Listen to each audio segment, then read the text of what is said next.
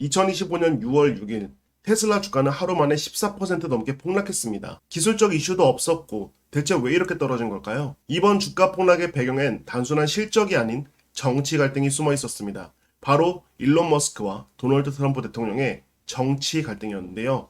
미국의 미래를 가릴 감세 법안 논란이 그 중심에 있습니다. 트럼프 대통령이 추진 중인 감세 법안의 이름은 크고 아름다운 법안입니다. 내용은 꽤 파격적입니다. 소득세 법인세이나 팁과 초과근무 수당 면세, 자녀공제 확대, 국경 확보, 방위비 사회보장까지 지출을 크게 눌리는 구조인데 어떤 걸로 하느냐? 정부 지출로 늘리는 것입니다. 그래서 이걸 본 머스크는 가만히 있지 않았습니다.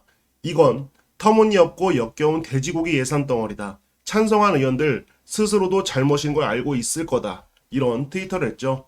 머스크가 말한 포크는 정치인들이 지역구 표심을 잡으려고 끼워 넣는 불필요한 예산 항목을 뜻합니다. 그는 이 법안이 단순한 감세가 아니라 미국을 파산으로 몰아가는 괴물이라며 분노한 것입니다.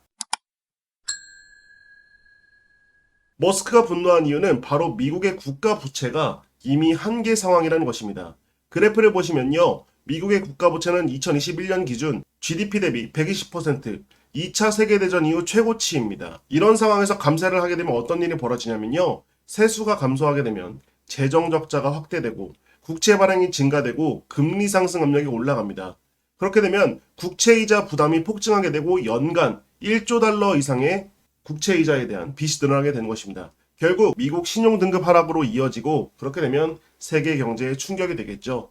이건 단순한 세금 문제가 아니라 미국 경제의 신용과 생존이 걸린 문제인 것입니다. 미국이 왜 이렇게 빚이 많냐면요. 바로 무역 구조의 변화이기 때문입니다. 과거에 미국은 수출 강국이었습니다. 하지만 1980년대 이후 무역 적자가 늘어나게 되면서 2000년대 중반에는 적자 비중이 마이너스 6%까지 확대되게 됩니다. 수입은 GDP 대비 꾸준히 증가하고 있는데 수출은 상대적으로 정체된 것이죠. 결국 미국은 벌어서 쓰는 나라가 아니라 빌려서 소비하는 나라가 되어버렸기 때문에 정부 지출과 국가 부채가 지속적으로 늘어나는 계기인 것입니다. 이런 구조 속에서 세금을 줄이면 결국 빚은 더 늘 수밖에 없는 것이겠죠.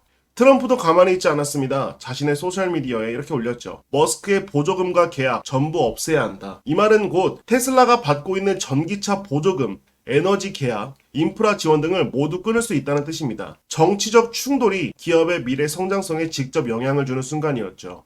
감세 논쟁은 이제 단순한 정책 이슈를 넘어 정치 vs 기업의 전면 충돌로 번졌습니다. 미국의 노동시장이 이미 옛날 같지가 않습니다. 앞으로 일해서 버는 것보다 많은 사람들이 투자 시장에 몰리는 이유도 더 이상 일을 해서 돈을 벌 수 없는 그런 구조로 가기 때문인데요. 고령화, 자동화, 젊은 층의 진입 지연 등으로 노동인구 자체가 줄어들고 있는 상황이기 때문에 미국이 처한 부채를 갚을 수 있는 상황은 다시금 오지 않을 수도 있습니다.